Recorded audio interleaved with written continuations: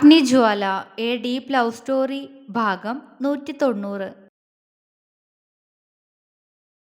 അഗ്നി ഒരുവിധം ജ്വാലയുടെ മുഖം തന്റെ നെഞ്ചീന്ന് ഉയർത്തി. എവിടെ നിന്ന് അവരിലേക്ക് പതിക്കുന്ന നേരിയ വെളിച്ചത്തിലും അഗ്നി കണ്ടു ആ പെണ്ണിന്റെ കണ്ണുകളിലെ നനവ്. അവൻ അവളുടെ കണ്ണുകൾ തുടച്ചു കൊടുത്തു. ദേവേട്ട, അവരെന്നെ. ജ്വാലയെ തിരഞ്ഞ് അതിലൂടെ പരക്കം പായുന്നവർക്ക് നേരെ വിരല് ചൂണ്ടി അവൾ എന്തോ പറയാൻ ശ്രമിച്ചു. പേടിയാൽ ശബ്ദം പോലും വിറയ്ക്കുന്നുണ്ട്. ഏയ് ഇല്ലടാ കുഞ്ഞാ, ഒന്നുമില്ലാട്ടോ. അവൻ അവളെ ആശ്വസിപ്പിക്കാൻ എന്ന പോലെ അവളുടെ കവിളിൽ കൈവച്ചു. എന്നെ ഉപദ്രവിക്കാൻ ശ്രമിച്ചു ദേവേട്ട, ദാവണി വലിച്ചു നോക്കി. തേങ്ങി പറഞ്ഞുകൊണ്ടവൾ അവളുടെ ഊർന്നു വീണ ദാവണി അവന് നേരെ ഉയർത്തി കാണിച്ചു കൊടുത്തു. അവള് പറയുന്നത് കേട്ടതും അഗ്നിയുടെ മുഖം വെലിഞ്ഞു മുറുകി. പിന്നെ പിന്നെ എന്റെ വാവുത്തി പിടിച്ചു, എന്റെ ഇടുപ്പിലൂടെ ചുറ്റിപ്പിടിച്ചു. പിന്നെ എന്നെ ഒരുമാതിരി നോക്കി. എനിക്ക് പേടിയായി ദേവേട്ട. അവരെന്നെ ഉപദ്രവിക്കുമെന്ന് പറഞ്ഞു. അഗ്നിയുടെ മുഖത്തേക്ക് നോക്കി അപ്പോഴും വിട്ടുമാറാത്ത വിങ്ങലോടെ അവള് പറഞ്ഞു. ഒപ്പം അവന്റെ ഷർട്ടിൽ കൈ ചുരുട്ടി പിടിക്കുകയും ചെയ്തിട്ടുണ്ട്. കൈകളും ചുണ്ടുകളും ആ കുഞ്ഞുമേനിയും അപ്പോഴും വിറയ്ക്കുന്നുണ്ട്. അവള് നന്നായി പേടിച്ചിട്ടുണ്ടെന്ന് അവനും അറിയായിരുന്നു. ഒപ്പം തന്റെ പെണ്ണിനോട് അത്രയും മോശമായി പെരുമാറിയവരെ ഒന്ന് നേരെ കാണാൻ തന്നെ അവനും മനസ്സിലുറപ്പിച്ചു. ദേവേട്ട, അവള് വീണ്ടും എന്തോ പറയാൻ ശ്രമിച്ചു. ഇല്ലടാ, ഒന്നുമില്ല, ഇനി ഒന്നും പറയണ്ട, എനിക്കെല്ലാം മനസ്സിലായി. അവൻ അവളോട് അലിവോടെ പറഞ്ഞു. എവിടെയായിരുന്നു ഞാൻ? ഞാൻ തനിച്ചായി പോയി. ജ്വാലയുടെ പൂച്ചക്കണ്ണുകൾ നിറഞ്ഞു വന്നു. ഞാൻ നിന്നെ അന്വേഷിക്കായിരുന്നു കുഞ്ഞാ. എന്തിനാ അവരുടെ അടുത്തുനിന്ന് പോന്നേ? അതുകൊണ്ടല്ലേ. ഇവിടെ എന്തോ ശബ്ദം കേട്ടതുപോലെ തോന്നിയതുകൊണ്ടാ ഇപ്പൊ ഞാൻ ഇങ്ങോട്ട് വന്നതുപോലും. അല്ലെങ്കിൽ നിന്നെ അന്വേഷിച്ച് വേറെ എവിടെയെങ്കിലും പോയേനെ. പറയുമ്പോൾ അഗ്നിക്കും സങ്കടം തോന്നി. ആരും ഇവിടെ നിൽക്കുന്നത് പോലെ തോന്നിയതുകൊണ്ട് മാത്രാ ഇങ്ങോട്ട് വന്നേ. അല്ലായിരുന്നെങ്കിലോ എന്റെ മഹാദേവ. അഗ്നിയുടെ ഉള്ളം കിടുകിടുത്തു. ഞാൻ ശ്രീചേച്ചിയുടെയും മാനസ ചേച്ചിയുടെയും ഒപ്പം തന്നെ ഉണ്ടായിരുന്നു. പക്ഷെ തിരക്ക് വന്നപ്പോ ആളുകൾ തള്ളി. ഞാൻ പുറകിലായിപ്പോയി. എനിക്കപ്പുറം ആരുമില്ലായിരുന്നു. ഇവര് മാത്രം അരികില്. ഞാൻ ശ്രദ്ധിച്ചില്ല. ജ്വാല മൂക്ക് വലിച്ചുകൊണ്ട് തേങ്ങി. അഗ്നി അവളുടെ നെറ്റിയിൽ ചുണ്ടമർത്തി. സാരല്ല, ഇനി ആരും എന്റെ കുഞ്ഞനൊന്നും ചെയ്യില്ല കേട്ടോ. ദേവേട്ടൻ വന്നില്ലേ? അവൻ ആർദ്രമായി ചോദിച്ചു. ജ്വാല മൂളി. എടാ, ഇവിടെ എവിടെന്നോ അല്ലേ അവളുടെ കൊലുസിന്റെ ശബ്ദം കേട്ടെ? ഗോപന്റെ ശബ്ദം തൊട്ടടുത്തുള്ള ചുമരിനോട് ചേർന്ന് കേട്ടതും ജ്വാല ഞെട്ടലോടെ അഗ്നിയുടെ മുഖത്തേക്ക് നോക്കി. അവന്റെ മുഖത്ത് പക്ഷേ ദേഷ്യമാണ്. മിണ്ടരുത്. അഗ്നി ജ്വാലയെ നോക്കി പതിയെ പറഞ്ഞുകൊണ്ട് അവന്റെ ചുണ്ടിനു മുകളിൽ വിരൽ വെച്ചു. ജ്വാല പേടിയോടെ തലയാട്ടി. അവൻ പെട്ടെന്ന് അവളുടെ കൈയും പിടിച്ച് അവളുമായി അവിടെ നിന്ന് നീങ്ങി നിന്നു.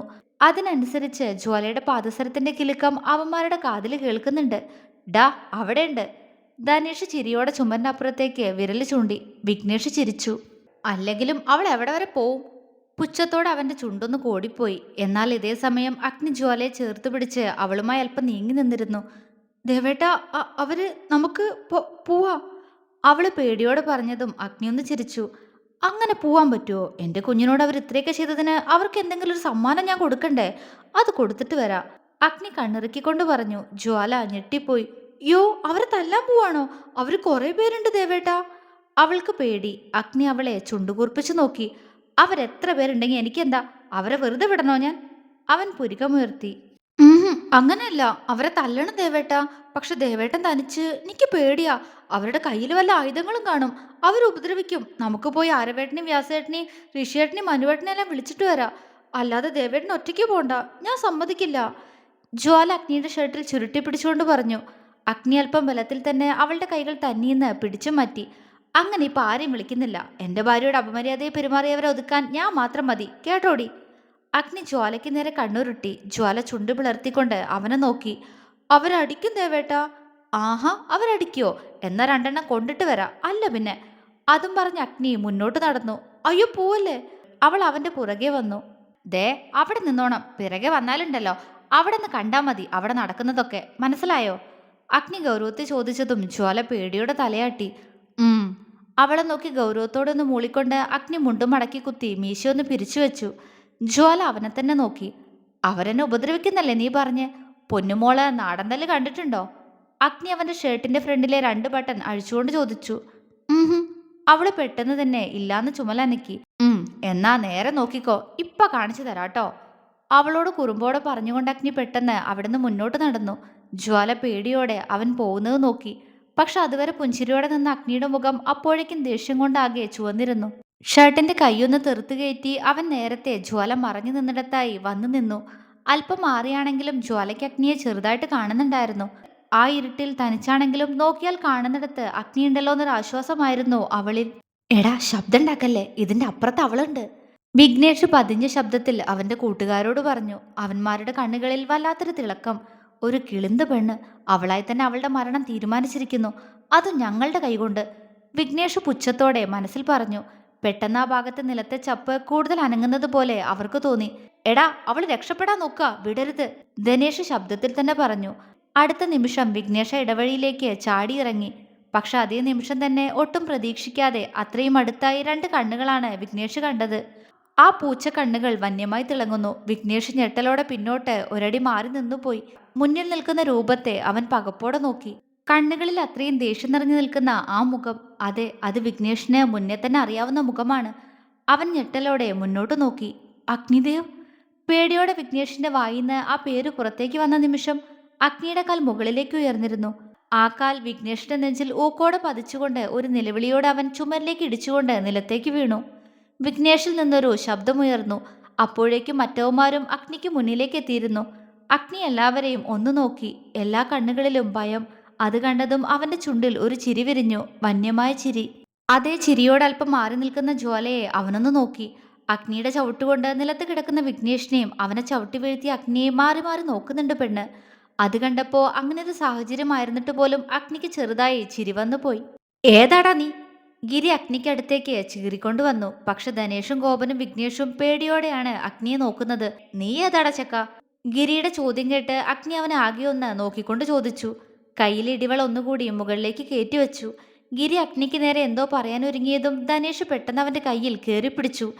എടാ ഗിരി, ഒന്ന് മിണ്ടാതെ നിൽക്ക്, ധനേഷ് പറഞ്ഞു. എന്തിന്? ഏതേവൻ? നമ്മുടെ നാട്ടിൽ വന്ന് നമ്മുടെ ചെക്കന്റെ മേലെ കൈവയ്ക്കാൻ ഇവൻ ആരാ? ഗിരി മുരണ്ടുകൊണ്ട് ധനേഷിന്റെ കൈ കുടഞ്ഞെറിഞ്ഞു. വിടടാ അവനെ ഇങ്ങോട്ട്, അവൻ എന്താ ഉണ്ടാക്കാൻ പോകുന്നതെന്ന് എനിക്കൊന്ന് കാണണം.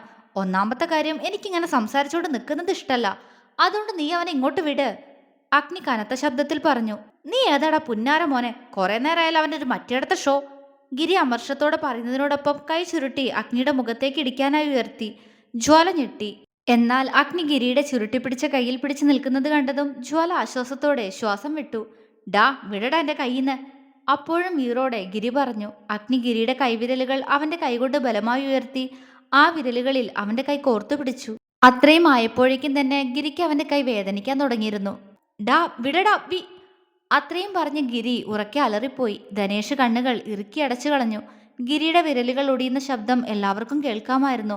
അഗ്നി അയാളുടെ വിരലുകളെ അങ്ങനെ തന്നെ പിടിച്ച് പുറകിലേക്ക് വളച്ചതാണ്. അവന്റെ അലർച്ച കേട്ട് ജ്വാല പേടിയോടെ കണ്ണുകൾ ഇറുക്കി അടച്ചു കളഞ്ഞു. ഗിരിയുടെ അലർച്ച കേട്ടതും അഗ്നി അവന്റെ വിരലിൽ നിന്ന് പിടിവിടാതെ അവന്റെ കൈകൊണ്ട് തന്നെ അവന്റെ കഴുത്തിൽ ചുറ്റി അവൻ അഗ്നിയുടെ അടുത്തേക്ക് വലിച്ചു ചേർത്തു. ഒപ്പം കഴുത്തിലിരിക്കുന്ന ഗിരിയുടെ കൈ അഗ്നി ഒന്ന് മുറുക്ക കൂടി ചെയ്തു. അവൻ ശ്വാസം കിട്ടാതെ ഒന്ന് പിടഞ്ഞു. അഗ്നി, അഗ്നിദേവ്, അതാ എൻ്റെ പേര്. അഗ്നി വല്ലാത്തൊരു ഭാവത്തിൽ ഗിരിയുടെ ചെവിയിൽ മുരണ്ടു. അവന്റെ ദേഹം വിറച്ചു. അഗ്നി ഗിരിയുടെ കൈ മുന്നിലേക്ക് പിടിച്ച് തിരിച്ചൊടിച്ചുകൊണ്ട് അവന്റെ പുറത്തേക്ക് ആഞ്ഞു ചവിട്ടി. അവൻ വേദനയോടെ അലറി നിലത്തേക്ക് വീണു. ഇവൻ ഏതാടാ? അഗ്നി ധനേഷിനെ നോക്കി ചോദിച്ചു. ഇവിടെ ഉള്ളത് തന്നെയാ, നാട്ടിലില്ലായിരുന്നു, അവൻ പെട്ടെന്ന് തന്നെ പറഞ്ഞു. ഗോപൻ വിഘ്നേഷിനെ നിലത്തൂന്ന് എങ്ങനെയൊക്കെയോ പൊക്കിയെടുത്തു. അഗ്നി അവനെ തുറച്ചു നോക്കി. അഗ്നി പോവാൻ നോക്ക്, വെറുതെ ആവശ്യമില്ലാത്ത പ്രശ്നത്തിന് നിൽക്കണ്ട, നിന്നോട് ഞങ്ങൾ ഒന്നിനും വന്നിട്ടില്ലല്ലോ, അതുകൊണ്ട് പോവാൻ നോക്ക്, വിഘ്നേഷ് ആ വേദനക്കിടയിലും പറഞ്ഞു.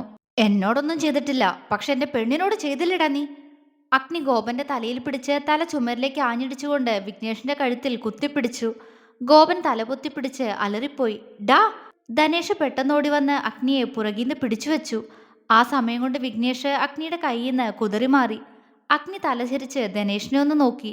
ഇതുവരെയുള്ള പേടി മാറി അവനിൽ പുച്ഛഭാവം നിറഞ്ഞിട്ടുണ്ട്. അത് കണ്ട് അഗ്നി ഒന്ന് ചിരിച്ചു. വിഘ്നേഷ് അഗ്നിക്കടുത്തേക്ക് വന്നു. നീ ആരാന്നടാ നിന്റെ വിചാരം? അന്നും ഇതുപോലെ ഷോ കാണിച്ച് വന്നിരുന്നല്ലോ നീ, വിഘ്നേഷ് പറഞ്ഞു. ഇപ്പോൾ അവന് കുറച്ച് ധൈര്യം വന്നതുപോലെ. അന്നത്തെ ഷോയുടെ റിസൾട്ട് നിനക്ക് അപ്പൊ തന്നെ കിട്ടിയില്ല മോനെ വിഘ്നേഷേ, 2 മാസം ഹോസ്പിറ്റലിലാണെന്ന് അറിഞ്ഞിരുന്നല്ലോ ഞാൻ, അഗ്നി പുച്ഛത്തോടെ അപ്പോൾ തന്നെ തിരികെ ചോദിച്ചു. വിഘ്നേഷ് കലിയോട് അഗ്നിയുടെ കവിളിൽ കുത്തിപ്പിടിച്ചു. അന്ന് ഞാൻ മദ്യത്തിന്റെ പുറത്തായിരുന്നത് കൊണ്ടാടാ നീ രക്ഷപ്പെട്ടെ, അല്ലെങ്കിൽ പിന്നെ എന്റെ സ്ഥാനത്ത് നീയായിരുന്നിരിക്കും അന്ന് ഹോസ്പിറ്റലിൽ കിടക്കുന്നേ, വിഘ്നേഷ് മുരണ്ടു. അതിനിത് അഗ്നിദേവാടാ, അല്ലാതെ കൂട്ടം ചേർന്നൊരു പെണ്ണിനെ ആക്രമിക്കാൻ നോക്കുന്ന നിന്നെ പോലൊരു ചെറ്റയല്ല അഗ്നി. അഗ്നിയുടെ കണ്ണുകൾ ചുവന്നു. ഗിരി ഒരുവിധം നിലത്തൂന്ന് എഴുന്നേറ്റു. ആരാടാ ഇത്? നിനക്ക് ഇവനെ അറിയോ? അവൻ ചോദിച്ചു. അറിയാതെ പിന്നെ നിനക്കൊഴികെ ഞങ്ങൾക്കെല്ലാം നന്നായിട്ട് അറിയാവുന്ന മുതലല്ലേ ഈ നിൽക്കുന്നേ. നീയന്ന് നാട്ടിലില്ലല്ലോ. ഇത് അഗ്നിദേവ്, കൗസ്തുഭത്തിലെ അഗ്നിദേവ്. തു വിഘ്നേഷ് അലർച്ച പോലെ പറഞ്ഞുകൊണ്ട് നിലത്തേക്ക് തുപ്പി. ഗിരി ഒന്ന് ഞെട്ടി. ഏത്, അന്ന് പൂരത്തിന് ആ മല്ലികയെ നീയൊക്കെ ചേർന്ന് കയറിപ്പിടിച്ചപ്പോ അടിച്ചവനോ? ഗിരി ചോദിച്ചു. അതെ, അവൻ തന്നെ. ഗോപനാണത് പറഞ്ഞത്. അത് കേട്ടതും ഗിരി അല്പം കൂടി പേടിയോട് ഒതുങ്ങി നിന്നു. ഓ, ഇവനാണോ അപ്പൊ പെൺകുട്ടികളെ രക്ഷിക്കാൻ നടക്കുന്ന രക്ഷകൻ? എടാ, ഇവനെ വെറുതെ വിടരുത്. നമ്മൾക്ക് നേരെ ഉയർത്തിയ ഇവന്റെ കയ്യും കാലും ഇനി ഉയരരുത്. ഗിരി അവന്മാരുള്ള ധൈര്യത്തിൽ പറഞ്ഞു. ആദ്യം നിന്റെ ഒടിഞ്ഞ കൈ നേരെയാക്കാൻ നോക്കട ചക്ക. കൈ നെഞ്ചോട് ചേർത്ത് പിടിച്ച് മുഖം ചുളിച്ചു പറയുന്നവനെ നോക്കി പരിഹാസത്തോടെ അഗ്നി പറഞ്ഞു. ഡാ. ധനേഷ് അഗ്നിയുടെ ഒരു കൈ പുറകിലേക്കൊന്ന് വളച്ചു. പക്ഷെ അഗ്നി മറ്റേ കൈ കൊണ്ട് അവന്റെ തലമുടിയിൽ പിടിച്ച് അവനെ ചുഴറ്റി മുന്നിലേക്കിട്ട് അവന്റെ നെഞ്ചിൽ ആഞ്ഞു ചവിട്ടി. നിലത്ത് കിടന്ന് ധനേഷ് പിടഞ്ഞു. എടാ. വിഘ്നേഷ് അലറി. എടാ, അന്നേതോ ഒരു പെൺകുട്ടിക്ക് വേണ്ടിയാ നിന്നെയൊക്കെ ഞാൻ പഞ്ഞിക്കിട്ടെ. പക്ഷെ ഇന്നെന്റെ പെണ്ണിന്റെ ദേഹത്താ നീയൊക്കെ തൊട്ടെ. പൊന്നു മോനെ, ഞാൻ കൊച്ചു കുഞ്ഞിനെ പോലെ കൊണ്ടു നടക്കുന്ന കുഞ്ഞിനെ നീയൊക്കെ ഒന്ന് കരയിപ്പിച്ചിട്ടുണ്ടെങ്കിൽ അതിലുറക്കെ നീയൊക്കെ ഇപ്പൊ കരയാൻ പോവാ. അഗ്നി പകയോടെ പറഞ്ഞു. പക്ഷെ അഗ്നി പറയുന്ന പെണ്ണേതാണെന്ന് മനസ്സിലാവാതെ അവനെ സംശയത്തോടെ നോക്കുകയാണ് അവന്മാർ. ദേവേട്ട. പെട്ടെന്ന് ജ്വാല അഗ്നിക്കടുത്തേക്ക് ഓടി വന്നു. അഗ്നി അവളെ തന്നിലേക്ക് ചേർത്ത് പിടിച്ചു. വിഘ്നേഷിന്റെയും ഗോപന്റെയും ഗിരിയുടെയും അഗ്നിയുടെ കാൽച്ചുവട്ടി കിടക്കുന്ന ധനേഷിന്റെ കണ്ണുകളിൽ പോലും ഞെട്ടല് തെളിഞ്ഞു. കുഞ്ഞാ, എന്തിനാ ഇങ്ങോട്ട് വന്നേ? അങ്ങോട്ട് മാറി നിൽക്ക്. അഗ്നി സ്നേഹത്തോടെ പറഞ്ഞു. ജ്വാല അവനെ മുഖമുയർത്തി നോക്കി. ആ കണ്ണുകളിൽ ഇത്രയും നേരം കണ്ട പേടിക്ക് പകരം മറ്റെന്തോ ഒന്ന്. ചുണ്ടുകളിൽ ചിരി. അത് കണ്ട് അഗ്നിയുടെ പുരികം ചുളിഞ്ഞു. ജ്വാല പക്ഷെ അവനിലേക്ക് ഒന്നുകൂടി ചേർന്ന് നിന്ന് വിഘ്നേഷിനെ മറ്റവന്മാരെയാണ് നോക്കിയത്. നീയൊക്കെ നേരത്തെ ചോദിച്ചില്ലേ ആരെന്റെ ദേവേട്ടെന്ന്? ഇതെന്റെ ദേവേട്ടൻ, അവള് വീറോടെ പറഞ്ഞു. അവന്മാർ അവൾ അമ്പരന്ന് നോക്കുന്നുണ്ട്. ഇത്രയും നേരം പേടിച്ചു വിറച്ച് കരഞ്ഞവളാണ്. ആ അവളുടെ മുഖത്ത് ഇപ്പൊ തെല്ലുപോലും ഭയമില്ല എന്നുള്ളത് അവരെയും അത്ഭുതപ്പെടുത്തി. എന്താടി പെണ്ണെ നിനക്ക്? അഗ്നി ജ്വാലയെ ചുറ്റിപ്പിടിച്ച് തനിക്ക് നേരെ തിരിച്ചു. ദേവേട്ടാ, ദേ ഇവൻ എന്റെ ധാവണി അഴിക്കാൻ നോക്കിയേ. ജ്വാല വിഘ്നേഷിനെ നോക്കി പറഞ്ഞു. അഗ്നി അവനെ ഒന്ന് നോക്കി. നീ തീർന്നടാ എന്ന പോലെ. പിന്നെ ദേ ഈ തെണ്ടി എന്റെ വാപ്പൊത്തി പിടിച്ച് പട്ടി.